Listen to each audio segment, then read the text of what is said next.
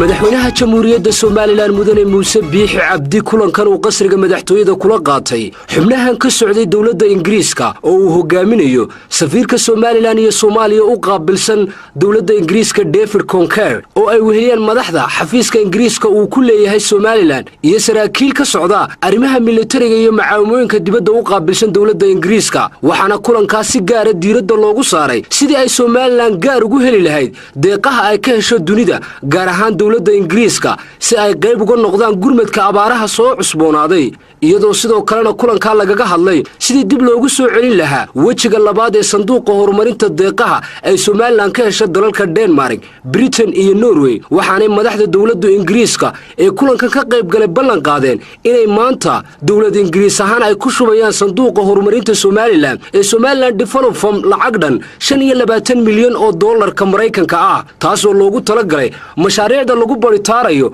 horumarka Soomaaliland sidoo kale waxa shirkan lagu soo qaaday mashaariicda kala duwan ee Soomaaliland ay u soo mariyaan Ingiriisku hay'adaha qaramada midoobay banka adduunka iyo kuwa caalamiga ah ee kala shaqeeya Soomaaliland arrimaha caafimaadka waxbarashada dib u habaynta cashuururinta tababarada ciidamada booliska iyo dib u habaynta garsoorka iyo maxkamadaha dalka madaxweynaha jamhuuriyadda Soomaaliland mudane Muuse Biixi Cabdi waxa kulankan ku weelinayay madaxweyne ku-xigeenka jamhuuriyadda Soomaaliland mudane Cabdiraxmaan Cabdullaahi Ismaaciil Saylici wasiirka arrimaha dibadda Soomaaliland Dr. Saad Ali Shire wasiirka arrimaha gudaha Soomaaliland mudane Maxamed Kaahin Axmed wasiirka waxbarashada iyo sayniska Professor Yaasiin Xaaji Maxamuud Xiir Faratoon wasiirka qorsheynta iyo horumarinta qaranka Soomaaliland Cawaale Ibraahim Shirwac wasiirka gaashaandhigga Soomaaliland mudane Ciise Axmed Yuusuf taliyaha ciidanka qaranka Soomaaliland Sareeye Gaas Nuux Ismaaciil Taani taliyaha ciidanka booliska Soomaaliland Sareeye Gaas Cabdillaahi Fadal Iimaan iyo gudoomiyaha maxkamadda sare ee dastuuriga